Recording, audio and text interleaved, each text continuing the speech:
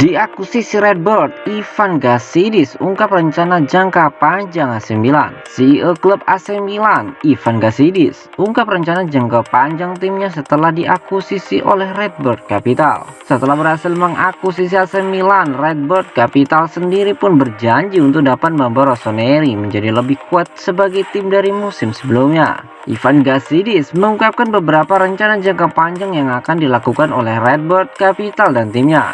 AC Milan bisa dibilang mencapai titik yang menarik dalam sejarah mereka setelah Redbird Capital menyelesaikan akuisisi tim dari pemilik sebelumnya, Elliott Management. Keberhasilan AC Milan meraih gelar juara Liga Italia musim lalu nampaknya menjadi salah satu faktor yang membuat Redbird Capital tertarik untuk mengakuisisi klub. Bukan hanya itu, keberhasilan tersebut juga setidaknya menunjukkan jika AC Milan sukses dalam mengelola pemain muda yang sebelumnya telah menjadi proyek klub. Hal inilah yang menjadi salah satu faktor penting di balik keinginan Redbird Capital untuk terjun langsung membantu perkembangan AC Milan dalam jangka yang waktu panjang. CEO AC Milan Ivan Gazidis pun akhirnya angkat suara terkait proyek klub sesuai dengan Redbird Capital yang mengambil alih kepemilikan pada beberapa waktu lalu. Bersama Redbird Capital, AC Milan sendiri akan fokus pada pertumbuhan pendapatan, sehingga nantinya dana tersebut dapat dialokasikan dengan baik untuk perkembangan klub. Sehingga mengatakan bahwa Milan tetap menjadi salah satu merek terbesar dalam sepak bola dan ada level berbeda seperti yang telah dikatakan presiden klub di balik pertumbuhan komersil, stadion, penampilan di lapangan. Kata Ivan Gazidis dikutip dari Sempre Milan, hal-hal ini membutuhkan pengalaman dan keseimbangan. Jika Anda melangkah terlalu cepat dari satu sisi, maka Anda kalah di sisi yang lain, ungkap dari Gazidis. Ivan Gazidis pun berpendapat jika kehadiran Redbird Capital sendiri bukan hanya akan mengubah wajah AC Milan, tetapi juga sepak bola Italia. Mereka percaya bahwa ada banyak hal yang membawa lingkungan ini ke sepak bola Italia, dan saya juga melakukannya. Ada banyak hal yang perlu kami tingkatkan jika kami ingin berkembang. Pengalaman Redbird tidak hanya akan mengubah masa depan Milan, tetapi juga sepak bola Italia, ungkap dari Gazidis. Statistik ini tunjukkan Tonali dan Bennacer menjadi duet impian Milan. Allenator AC Milan Stefano Pioli dikabarkan bisa mengandalkan duet Sandro Tonali dan Ismail Bennacer yang memiliki semua atribut yang ia cari selama ini. La Gazzetta dello Sport edisi hari Kamis memberikan ulasan mengenai pasangan poros ganda Rossoneri, Tonali dan Bennacer saat melawan Dinamo Zagreb di Liga Champions. Dua gelandang tersebut merupakan beberapa dari pemain terbaik klub di lapangan yang agaknya menjadi tema awal musim ini dan seterusnya. Surat kabar tersebut memberi mereka julukan duet impian dengan menyatakan bahwa dua lapangan tengah tersebut berada di puncak dan mereka membuat jantung Milan berdetak kencang. Statistik mendukung betapa pentingnya peran mereka di skuad Rossoneri, mengingat pemain internasional Aljazair itu merupakan pemegang posisi kedua dalam hal perebutan kembali bola. Sementara gelandang muda Italia itu berada di urutan ke-6 dalam hal menciptakan peluang. Selain itu, keduanya merupakan pasangan dengan performa terbaik di Eropa setelah Thomas Partey dan Granit Xhaka dari Arsenal, Pierre Hosberg dan Rodrigo Bentancur dari Tottenham Hotspur, plus Martin Deron dan Teunco Menier dari Atalanta. Dengan duel kontra Torino menanti pada hari Senin nanti, Tommaso Pobega kemungkinan akan kembali ke starting line up Milan untuk memastikan Tonali atau Bennacer mendapatkan kesempatan beristirahat jelang laga krusial melawan RB Salzburg yang akan menentukan takdir klub di Liga Champions musim ini. Tak ingin kehilangan AC Milan dan Inter Milan, wali kota Milan mulai berpikir untuk menghancurkan San Siro.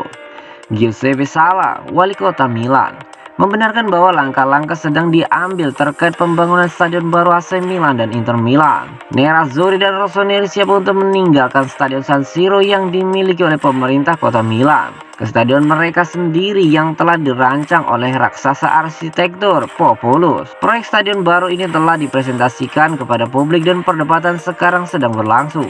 Berbicara kepada tamu mahasiswa di Fondazione Collegio delle University melalui Sport Mediaset, Salah membahas keadaan terkini dari proyek stadion baru Inter Milan dan AC Milan, serta rencana untuk stadion San Siro yang kini masih berdiri. Ada jalan yang harus diambil, tetapi kemungkinan besar stadion baru akan dibangun. Kami melanjutkan debat publik yang akan berakhir pada 18 November nanti. Pada akhirnya kota harus menerima atau menolak komentar tersebut. Untuk mengembalikan investasi, tim harus membangun ruang komersil, kantor, dan itu bagus, tetapi dalam aturan. Jika saya harus mempertahankan San Siro, jelas bahwa mereka akan pergi ke tempat lain. Dalam hal ini menjadi perlu untuk menghancurkan San Siro. Saya pikir kami akan melanjutkan dengan stadion baru, ungkap dari sang wali kota. Banyak stadion yang digunakan oleh klub Serie A dimiliki oleh kota setempat, sehingga membatasi pekerjaan yang dapat dilakukan oleh tim. Lazio dan Roma saat ini sedang menghadapi masalah serupa. Klub ibu kota itu frustasi dengan kualitas lapangan di Stadio Olimpico. Kedua klub sedang menjajaki ide untuk menemukan rumah baru di kota Roma.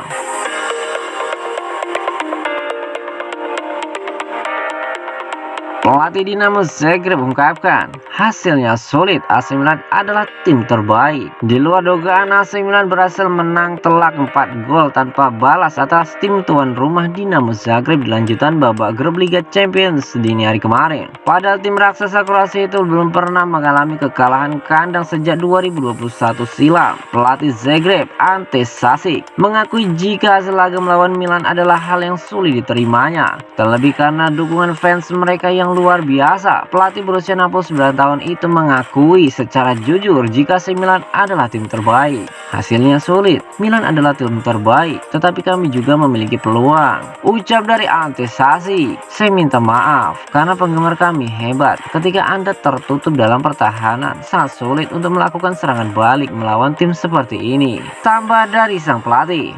Dengan hasil ini, asa Dinamo Zagreb untuk lolos ke babak berikutnya sudah musnah. Bagi Milan, kemenangan ini semakin membuka lebar peluang mereka untuk lolos ke fase knockout. Karena di saat yang sama, Chelsea berhasil menaklukkan RB Salzburg dengan skor 2-1. Posisi teratas grup E Liga Champions masih ditempati Chelsea dengan 10 poin. Disusul AC Milan dengan 7 poin, lalu RB Salzburg dengan 6 poin. Dan Dinamo Zagreb di posisi buncit dengan 4 poin. Liverpool mau bawa Sandro Tonali ke Anfield, siap kasih pemain untuk AC Milan. Pencarian Liverpool akan sosok gelandang belum berakhir. Kali ini mereka kembali melirik Tonali. Liverpool masih mencari tambahan untuk memperkuat lini tengah mereka yang kehilangan banyak pemain pada musim 2022-2023 ini. Opsi yang kembali dipikirkan oleh Jurgen Klopp adalah gelandang asal Italia milik AC Milan, Sandro Tonali yang berusia 22 tahun. Kabarnya The Reds sangat serius untuk bisa membawa Tonali ke Anfield. Bahkan mereka siap mengajukan pemain untuk diberikan kepada Milan. Pemain yang akan dikorbankan oleh klub adalah Naby Keita. Kebetulan gelandang asal Ghana itu terus-menerus diparkir dalam musim ini. Berbagai cedera sempat dialami oleh Keita dan yang bersangkutan pun enggan memperpanjang kontraknya yang akan habis pada tahun depan. Express menyebutkan bahwa nama Keita sudah masuk dalam proposal pengajuan Liverpool kepada Milan untuk bisa menggait Tonali. Laporan di Italia pun menyebut sebenarnya Milan sudah memonitor kondisi Keita dan mengambil ancang-ancang untuk merekrut Keita secara gratis tahun depan. Sandro Tonali telah mencatatkan 96 penampilan bersama Rossoneri. Tonali masih memiliki kontrak hingga 2027. Dana sebesar 40 juta euro harus disiapkan Liverpool jika mau memaksa Milan melepas Tonali.